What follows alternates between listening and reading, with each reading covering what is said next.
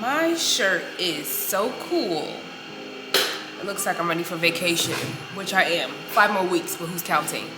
Anyway, my name is Melissa and I am a teacher here in Brooklyn, New York in the charter schools, and I wanted to do a short story time about how I had a parent who did not like me, okay?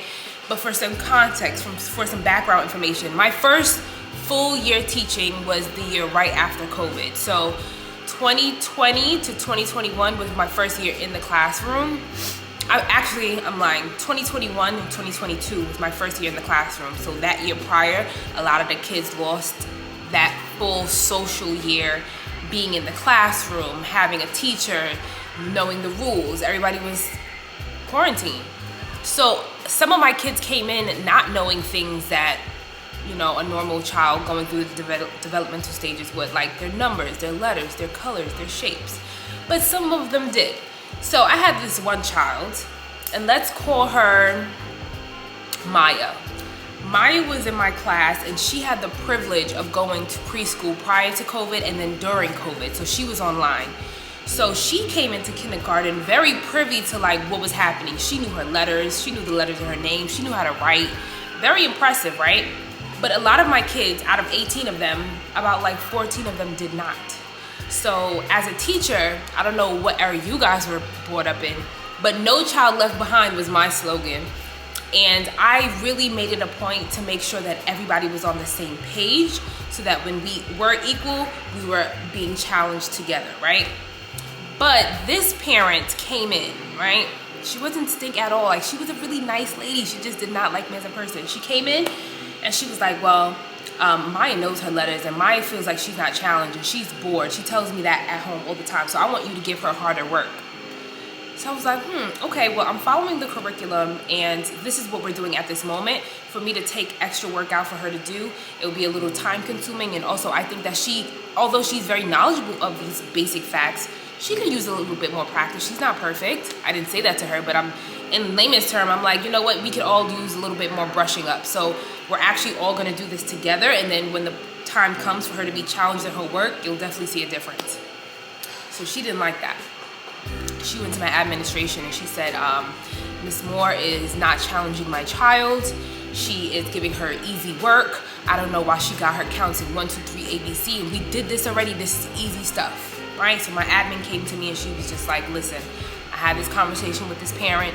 This is how she feels. I'm just letting you know you're doing a great job. There's nothing really you can do because you're following the script, and just continue to do what you're doing, but this is what was told to me. So I took that information from my administration and I went home and I cried.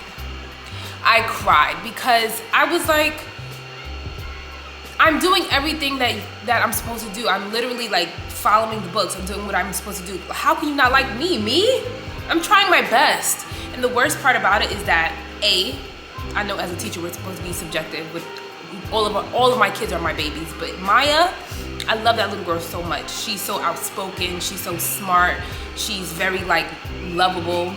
And that parent, that specific parent was so active in the school. Every daughter-father dance, mother-daughter brunch, like she was at all the things. So every time I would see her, I'd be like, oh man. But she eventually got around to the fact that we all needed to do the same thing in order to like be at a certain grade level. And then towards the end of the year, the work got challenging. So after she accepted that, she really came around to the fact that I really did care about her child, that I care about everybody's well-being. But also we use this platform called Class Dojo to communicate. I would post pictures, videos, reminders. I would say thank you on Thanksgiving, wish them a happy holidays.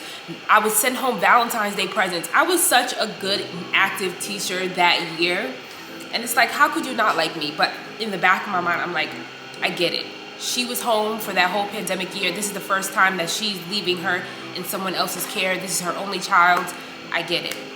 So towards the end of the school year, her and I are chatting regularly. Like picture day comes up, she wants her to take extra pictures. I'm like, girl, I got you. Like a few dress down days come up and she's like, oh, can you remind me? I'm like, I got you. And it went to a point where we got off of Class Dojo and this lady is texting and calling me, okay? So graduation comes up. And she is in tears. and is asking me if I can teach first grade because she don't want her to leave my class. Oh, not you, not Maya's mom, who did not want me to be teaching, who told the admin that I don't know what I'm doing, not you. But it was funny because she eventually came around, and when that summer happened, we went out roller skating, we went out to dinner, we text and call each other all the time. Maya still passes my door and gives me hugs and kisses, and she's always like, Miss Moore, when are you gonna take me out? But moral of the story is that in the beginning of the school year, it is so hard.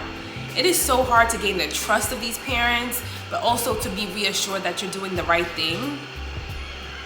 And rest assured that you are. I feel like that year when I went home and I cried, I took things so personal because it was my first year teaching, and I really didn't have anybody in my corner that was like, you're doing a good job, or don't worry about anything. Even though my admin said that, I mean, that's what she's supposed to state. I didn't really feel trusted in her word.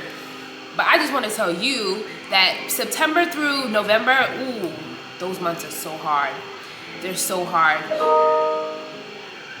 I was struggling a lot with like pacing, with behaviors. Ooh, in kindergarten, mind you, this is their first time in a classroom, the first time sitting in chairs, the first time that their parents are bringing them into the classroom. The parents don't really know these kids. We don't really know these kids. It's like a lot of communication has to happen in kindergarten. And I think when this parent like gained my trust and she realized that I really did have Maya's best interest, that's when she warmed up to me a lot. So trust the process. You got this, and I have a bunch more story times. But with that being said, if you made it this far into this video, thank you, because I feel like I was rambling. But that was an interesting story that I thought about last night. So please subscribe if you enjoyed this video, and I will see you in the next one. Bye.